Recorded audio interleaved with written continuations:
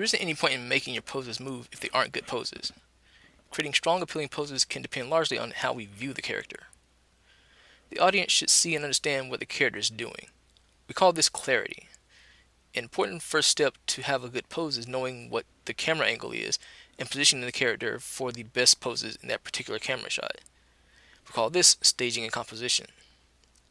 First, we'll talk a bit about staging before we get into making strong poses, because first we need to have a good stage, or composition, in which to pose the character. You always want to start with a good layout for your scene, and then stage your character's poses inside that composition. You can't keep moving the camera around every time a pose will look better from a different angle. The composition should be determined and the layout locked down before you start posing. For our projects, you're given a choice of camera shots for the scene, and you are not allowed to adjust or move the camera or the props that the character is not directly interacting with. This means you really need to think about how to approach the scene and which camera shots work best for your idea.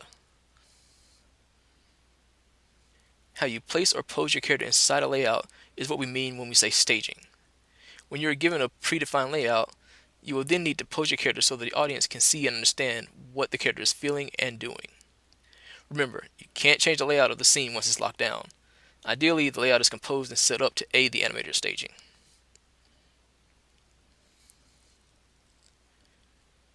Here we will discuss some of the things we look out for when setting up a composition. Even though you're given a selection of layouts to work with, this should be beneficial for you when you set up your own scenes in the future. Notice how the second one does not have that tree obstructing your acting space, or the oddly placed corner on the ground plane. Also, the second one's lower horizon line allows for a clear silhouette of the character. Another important thing is how the audience is not looking down on the character. Being on the same level can help the audience feel they are in the scene, identifying with the character, rather than being detached or distant. For a good acting scene, we want to be closer so that we can clearly see the actions and the face. And for all the scenes in this course, you'll be required to show the character's feet, even if they're sitting down at some point.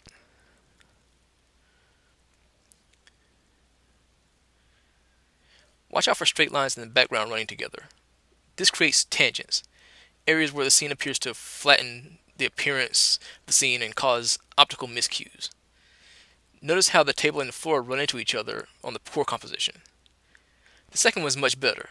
See how lowering the horizon line not only breaks up the tangent with the table, but also prevents the scene from looking like it's split completely in half by the horizon. The less clutter you have, the less chance of having bad tangents.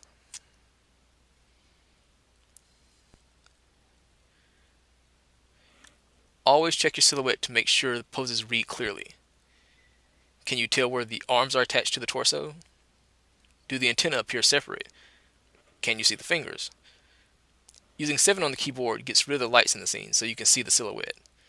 Using 5 returns to a lit, untextured view of the scene.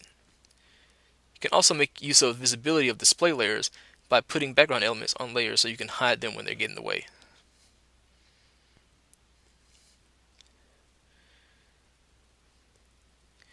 Notice how the lower camera angle makes it easier to see the face. Did the character need to lift the lid with 2 hands? Lifting it up with 1 hand gives a better opportunities for a clearer silhouette. Notice how the second one's further foot is forward. This helps open the body to the camera.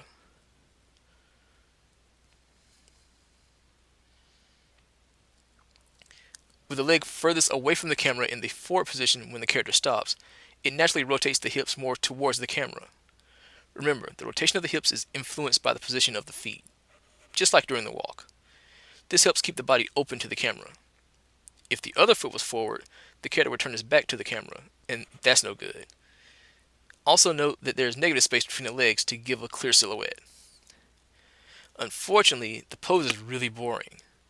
The weight is centered right between the feet and there isn't a clear line of action. Arms and hands aren't clearly shown in silhouette. However, we can touch this pose up to make it look really nice. Notice how the horizon line also no longer cuts the character off at a joint. Now, let's talk about what makes a good pose. Always try to avoid posing the character in profile. We want to be able to see the front of the character, including his face, clearly. Putting a character in profile flattens him for the camera, like an Egyptian hieroglyph. It can also make it more difficult to achieve a clear silhouette with the arms and legs. Keep the character staged 3/4 for the camera shot with some negative space between the legs. A good camera layout should allow the animator to walk forward straight along the z-axis, but also allow the audience to see the face and prop the character is interacting with.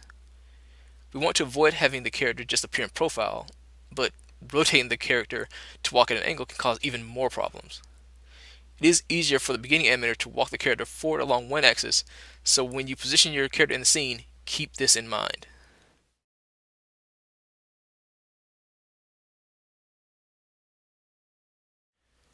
Avoid having the character stage directly facing the camera.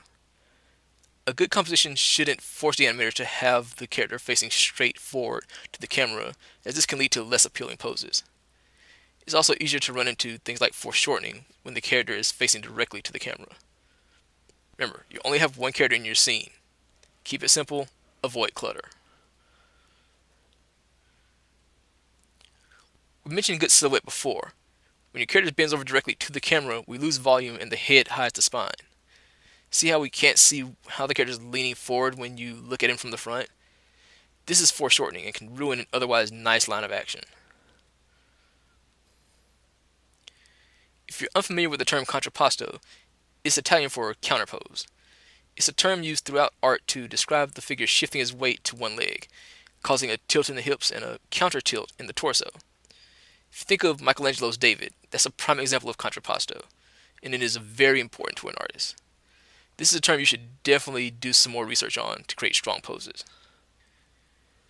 Keep the character's pupils visible on all the poses. When we can see only the whites of the eyes with little iris or pupil, the character looks like a zombie.